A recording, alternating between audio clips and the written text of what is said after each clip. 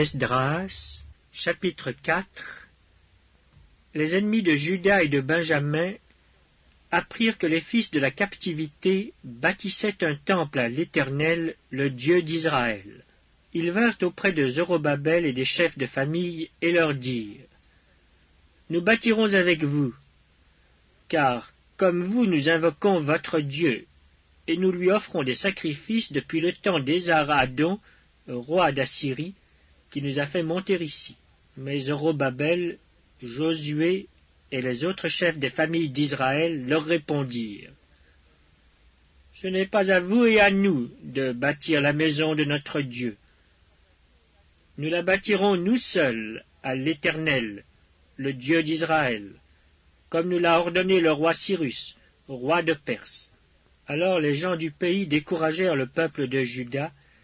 Ils l'intimidèrent pour l'empêcher de bâtir, et ils gagnèrent à prix d'argent des conseillers pour faire échouer son entreprise. Il en fut ainsi pendant toute la vie de Cyrus, roi de Perse, et jusqu'au règne de Darius, roi de Perse. Sous le règne d'Assuérus, au commencement de son règne, ils écrivirent une accusation contre les habitants de Juda et de Jérusalem. Et du temps d'Artaxercès, Bishlam, Mithredate, Tabéel et le reste de leurs collègues écrivirent à Artaxercès, roi de Perse.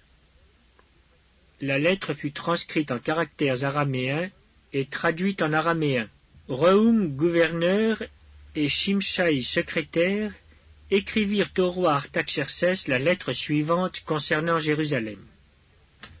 Rehum, gouverneur, Shimshaï, secrétaire, et le reste de leurs collègues, ceux de Din, d'Arphasatak, de Tarpel, d'Apharas, d'Érec, de Babylone, de Suse, de Déba, d'Élam, et les autres peuples que le grand et illustre Osnappar a transportés et établis dans la ville de Samarie et autres lieux de ce côté du fleuve, etc.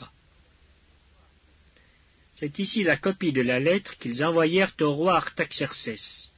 Tes serviteurs, les gens de ce côté du fleuve, etc., que le roi sache que les Juifs partis de chez toi et arrivés parmi nous à Jérusalem rebâtissent la ville rebelle et méchante, en relèvent les murs et en restaurent les fondements. Que le roi sache donc que si cette ville est rebâtie et si ses murs sont relevés, ils ne paieront ni tribut, ni impôt, ni droit de passage, et que le trésor royal en souffrira. Or, comme nous mangeons le sel du palais, et qu'il ne nous paraît pas convenable de voir mépriser le roi, nous envoyons au roi ces informations. Qu'on fasse des recherches dans le livre des mémoires de tes pères, et tu trouveras et verras dans le livre des mémoires que cette ville est une ville rebelle, funeste au roi et aux provinces, et qu'on s'y est livré à la révolte dès les temps anciens. C'est pourquoi cette ville a été détruite.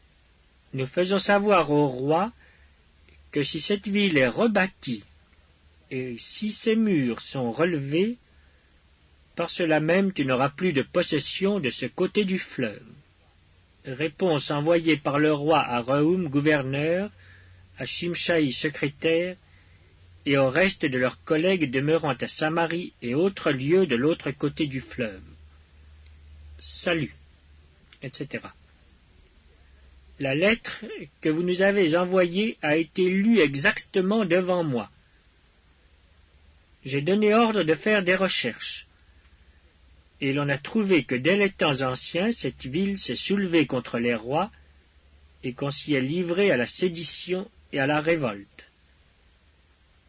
Il y eut à Jérusalem des rois puissants, maîtres de tout le pays de l'autre côté du fleuve, et auxquels on payait tribut, impôts et droits de passage.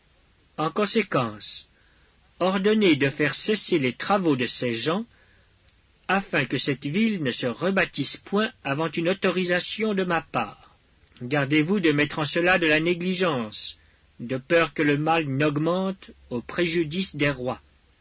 Aussitôt que la copie de la lettre du roi Artaxercès eut été lue devant Rehum, Shimshai le secrétaire, et leurs collègues, ils allèrent en hâte à Jérusalem vers les Juifs et firent cesser leurs travaux par violence et par force.